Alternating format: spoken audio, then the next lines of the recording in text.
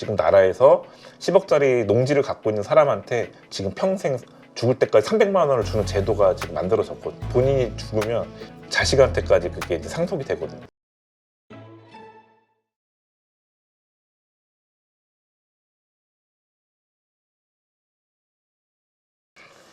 자, 이번에는 네. 실질적인 어떤 사례들을 통해서 어떠한 방식으로 토지 투자가 가능한지 한번 좀 질문을 드려볼게요. 네네.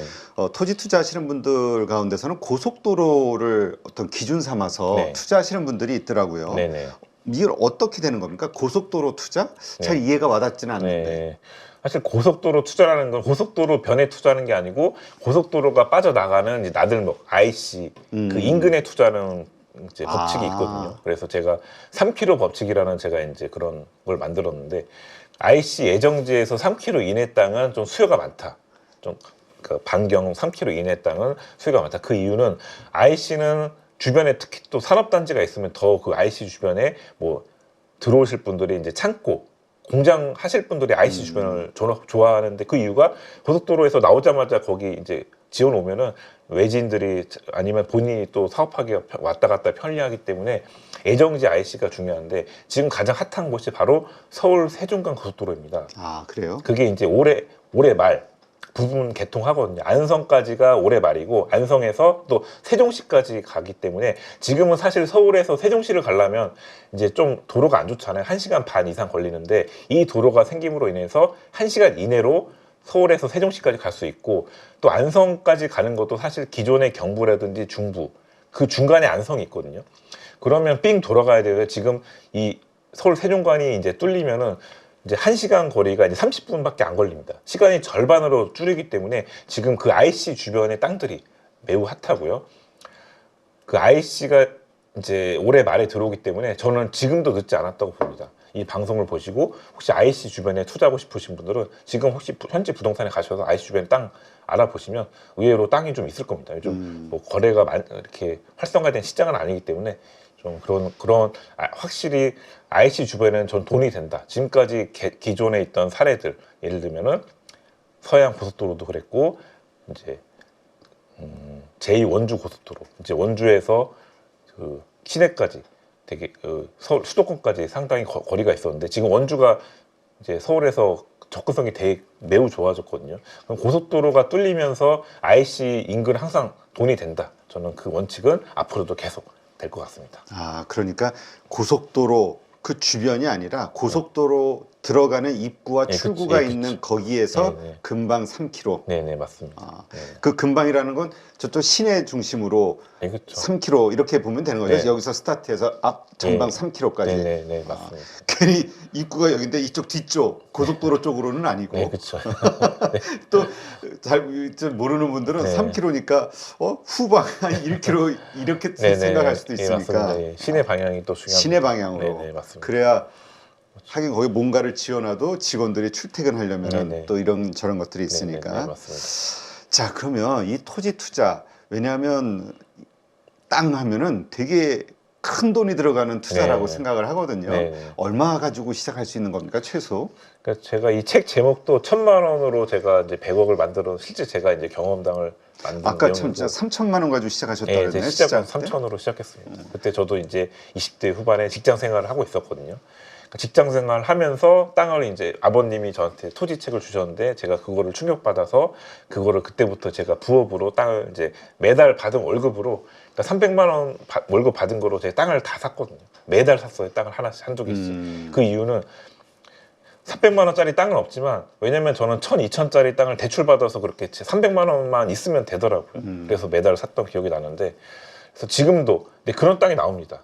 잘 찾아보시면 물론 이제 수도권은 없죠. 너무 그렇게 뭐 1,000만 원짜리 그렇죠. 땅은 수도권은 없지만 조금 눈을 낮추셔서 이제 세종시라든지 세종시도 뭐 이런 핫한 동네는 좀 뭐 조치원 이런 데 비싸니까 전동면이라고 조금 이제 외곽 지역이 있고 또 충청권도 제가 이제 주로 투자하는 당진이나 서산 그리고 아산 이 정도 보시고 또 강원도도 완전 동해 쪽 말고 이제 수도권에 인접한 원주라든지 춘천 이런 데 보시면 1,200짜리가 아직 있습니다. 근데 사실 그런 땅이 정상적인 땅은 아니고 좀 하자가 있을 수도 있거든요. 하자라면 보통 어떤 게 하자가 있어요? 사실 4대 하자 그러니까 경매 물건 기준으로 4대 하자가 있는데 첫 번째 맹지, 맹지. 첫 번째가 이제 두 번째가 이제 묘지. 아, 묘지 있는 땅. 묘지는 왜 하자예요?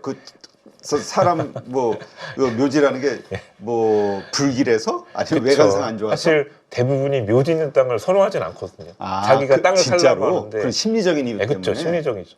사실 이렇게 좀 무섭잖아요. 이렇게 봉분이 이렇게 나와 있는 땅이 나왔을 때 이런 묘지 있는 땅을 사실 선호하는 분은 제가 거의 못 봤거든요. 근데 그 묘지 있으면 그게 보통 땅 누구가 주인인지 몰라도 그 함부로 이렇게 또 할 수도 예, 없죠. 그건 함부로 못하죠. 그러니까 합법적으로 예를 들어 4대 일간지에 공고를 해서 이 묘지를 찾아가실 분 이제 공고한 다음에 안 찾아가면 그때 이제 이장을 할 수 있는데 저는 실제로 이렇게 해골도 만져봤거든요. 실제 제가 이제 묘지 파묘하면서 파묘 영화 제목인데 그 저거 아니에요? 그러니까 임자 네. 없는 무덤이 네, 그쵸. 있을 수 있다. 인자모드를 실제 그때도 이제 사부를 동원하긴 했는데 그럴 때도 진짜 그런 일까지 벌어집니다. 그럼 이장은 어떻게 해요? 그것도 돈 들어서 뭐 납골당이나 그쵸, 이런 데로 납골당에 이제 그렇게 그것도 이제, 내가 되는 예, 거예요? 그쵸. 비용 이제 좀 몇 배 들어가지고. 그러니까 심리적인 것만이 아니라 실질적으로 네. 그냥 이런저런 비용이 네, 나가네요. 네, 그렇죠. 근데 그렇게 해도 수익이 나니까 그렇게 하는 거죠. 음. 예를 들면 1억짜리 땅이 묘지 때문에 땅값이 3천만 원까지 떨어지거든요. 그럼 제가 묘지 이장비라든지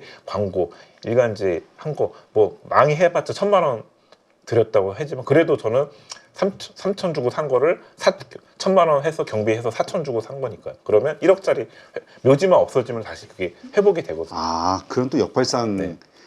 그래서 그렇게 투자하신 거예요? 네, 그렇죠. 그 얘기 좀 해봐 주세요. 그래서 얼마에 사가지고 어떤 과정을 거쳐서 얼마에 매각을 하셨는지. 예, 지금 말씀드린 대로 이제 예를 들면 제가 1억짜리 기준으로 말씀드렸는데 5천만 원짜리도 그런 땅이 있었거든요. 그러면 묘지가 있었을 때는 그게 5천짜리가 그 1,500까지 떨어졌었어요. 그래서 네. 저는 1,500 주고 그걸 사가지고 제가 한 경비 한 500만 원 들여가지고 이제 이장하고 해서 이제 그걸 이제 2천만 원 정도 돈을 들였거든요. 그러면 묘지가 없어지니까 제가 그거를 시세 그 원래 감정가에 5천만 원 기준으로 내놔보니까 그게 바로 이제 거래가 바로 돼요? 거래가 되더라고요.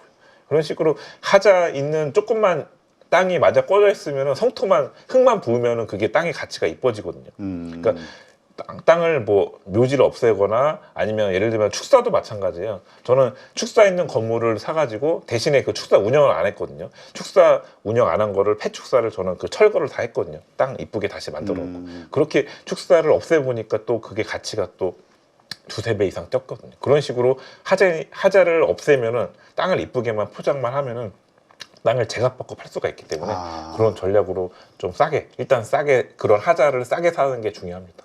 하자 있는 땅을 싸게 사서 하자를 없애버리고 비싸게 판다. 예, 그렇죠. 제값에 판다. 예, 그렇죠. 제값에 팔아도 됩니다. 아. 굳이 비싸게 안 팔아도 제값에만 팔아도 팔립니다. 그렇군요. 네네. 근데 이 땅 하면 왜 우리는 농지도 있고 대지도 있고 뭐 임야도 있고 네. 여러 가지가 있지 않습니까? 네. 일단 이 땅의 기본적인 대지 이 형질이라고 그래요. 이거 뭐라 그럽니까? 그렇죠. 이제 하여튼 지목? 네, 네. 그렇죠. 이거 어떤 것 중심으로 해야 돼요? 상관없어요? 보통 우리가 이제 제가 제일 많이 투자하는 게 전답, 전답. 이제 논이 답이고 밭이 전이죠. 전답이 가장 이제 우리가 투자하는 농지 중에 하나고요. 우리가 사실 뭐 대지도 투자할 수 있고 임야도 투자할 수 있고 뭐 과수원도 투자할 수 있죠. 근데 대부분은 전답이 메인이라고 보시면 전답이 됩니다. 메인이다. 네. 그리고 요즘은 사실 이제 팁을 알려드리면 저는 사실 농업인을 만들라고 얘기를 많이 하거든요.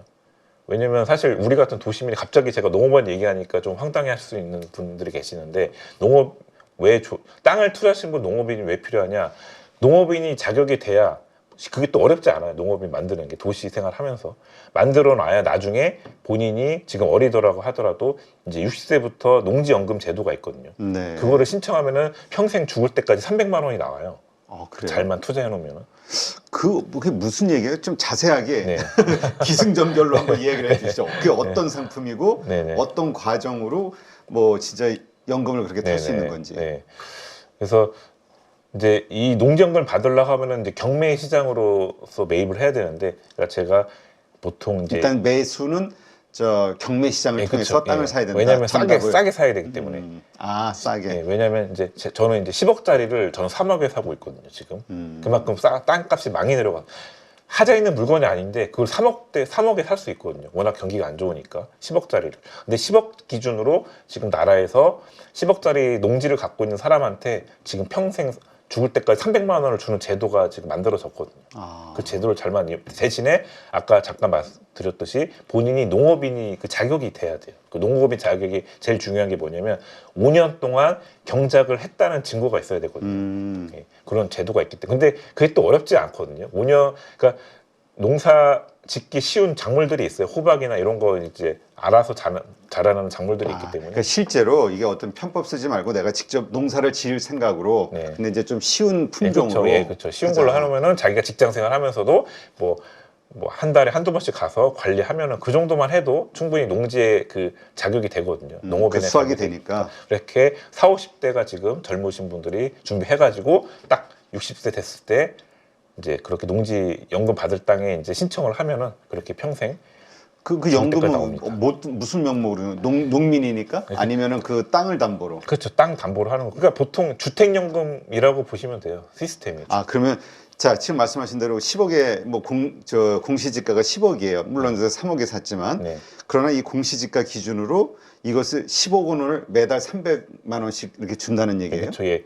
그리고 그거를 만약에 이제 본인이 죽으면 그게 이제 계산돼 가지고 자식한테까지 그게 이제 상속이 되거든요. 근데 이 기준, 이 평가받는 기준은 무엇에 의해서 결정이 되죠? 감정가로 이제 평가를 받죠. 감정가. 아, 그럼 이제 따로 그 신청할 때 감정이 또 새로 예, 들어가요. 감정이 새로 이제 들어가고 보통 시세에 대비해서 감정을 하기 때문에 그래서 제가 10억짜리 그래서 이제 경매는 이미 감정을 하잖아요.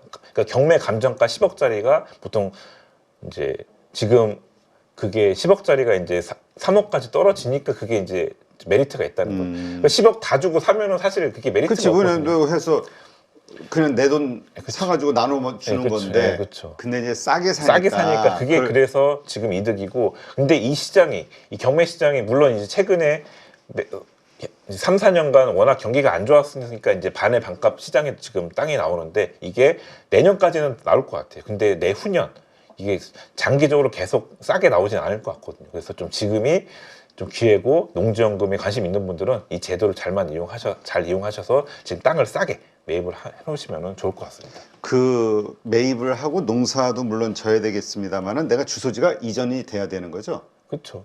주소, 그러니까 주변에 너무 먼 데에다 해놓으시면 안 되고 이제 저 같은 경우는 이제 경기도에 살고 있고 이제 저는 바로 경기도 인접지인 이제 충청도.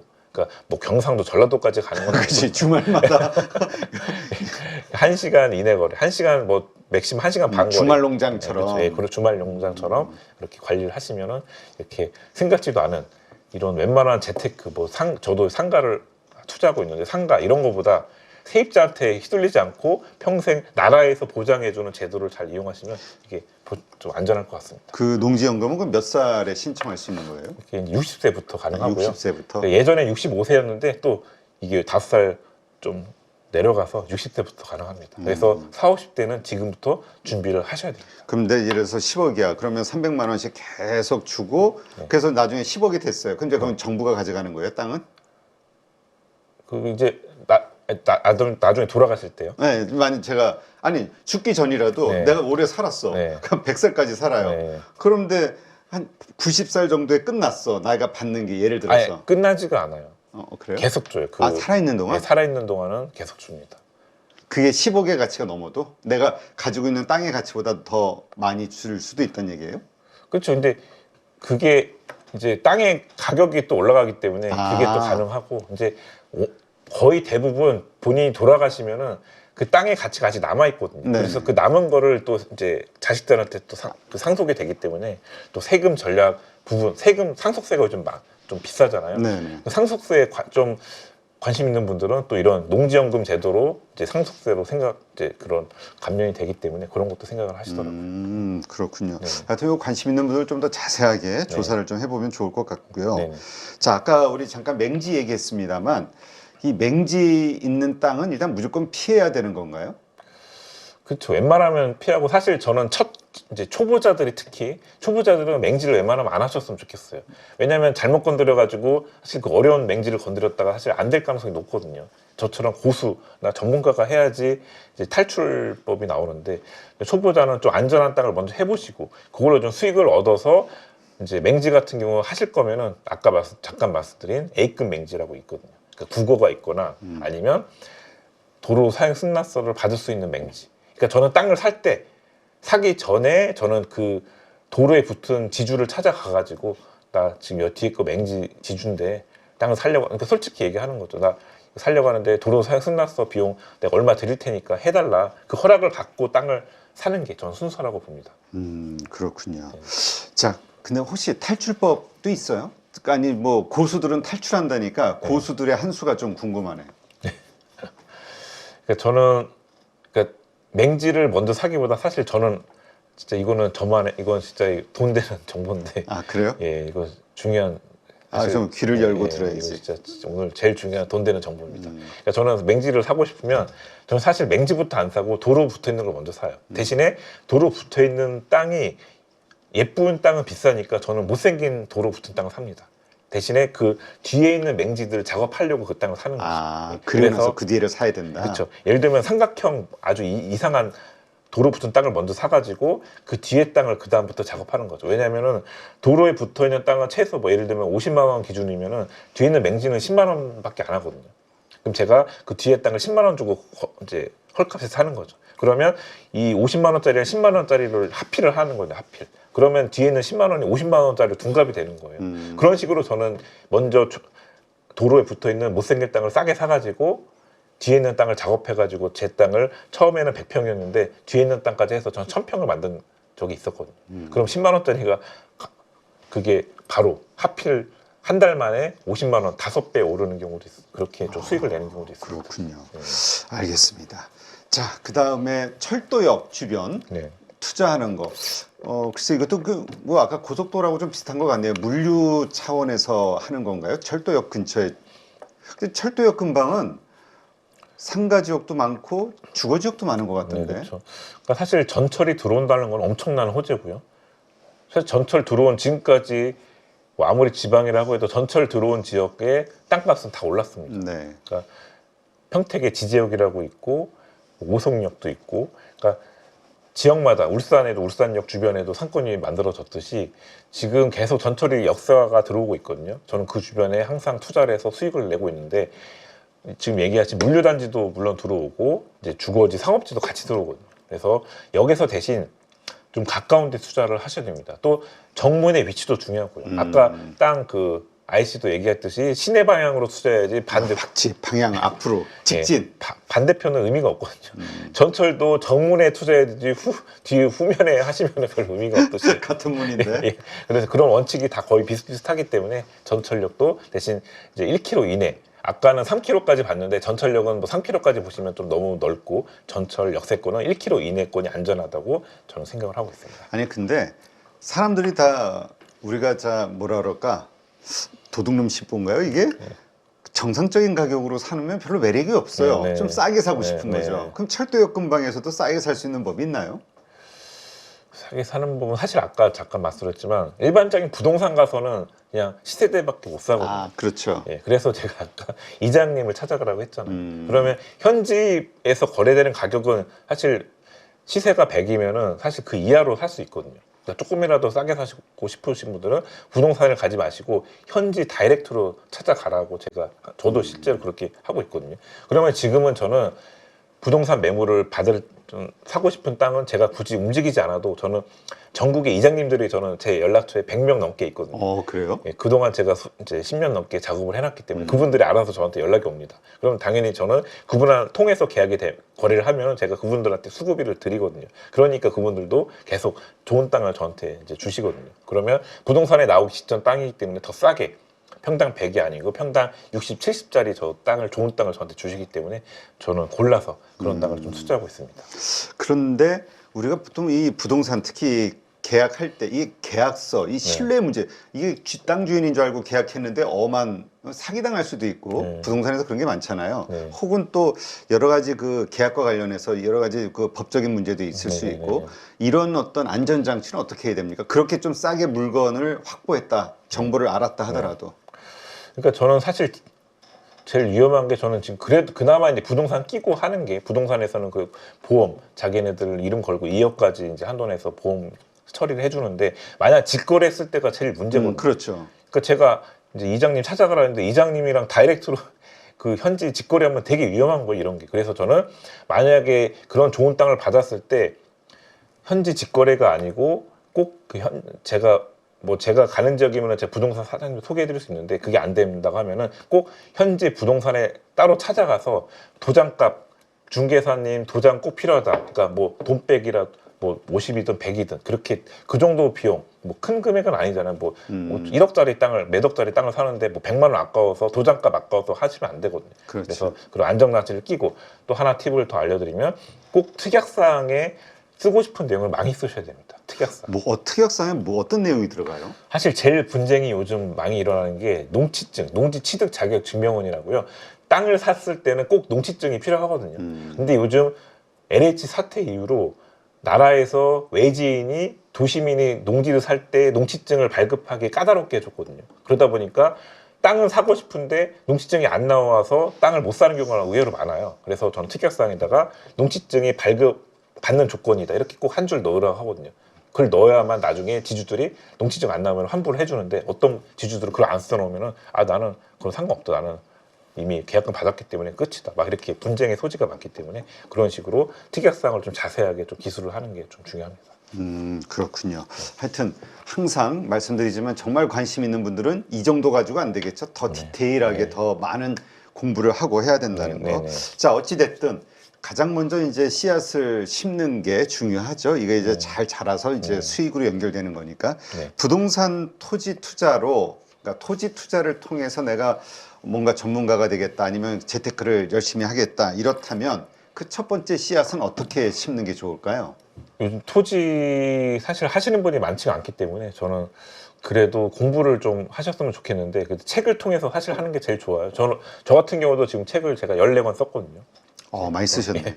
책을 사실 한 권 쓸 때마다 저는 수많은 제 그 노력을 1년치의 노력을 거의 써놨기 때문에 저도 다른 분들이 쓴 책을 지금도 보거든요. 그 이유는 저도 물론 대부분 제가 아는 내용이지만 그래도 한두 개를 건지려고 보듯이 그 책에는 그분의 노력이 엄청난 노력이 지금 쏟아져 있기 때문에 특히 이제 전문가로 활동하시는 분의 첫 책은 꼭 저는 사시는 걸 추천드립니다. 그분들이 첫 번째 책에 공을 많이 들이거든요. 그렇죠. 예, 저도 그랬고 그래서 좀 다른 전문가들의 책을 기본적으로 보시고 그 책을 통해서 그분들이 또 교육 같은 아카데미 그런 게 있기 때문에 그분이 진짜 자기한테 참 맞을 것 같다. 그럼 그분 강의를 한번 뭐 강의료가 뭐 요즘 50이든 100이 될 수 있는데 그런 비용 아끼지 말고 저는 온라인 강의보다 오프라인 강의를 좋아하거든요. 직접 눈으로 보고 그분 그 교수님 그 전문가랑 마주쳐서 저는 아까 말씀드렸지만 제가 궁금할 때 물어볼 사람이 좀 있는 게 중요하다고 보거든요. 그래서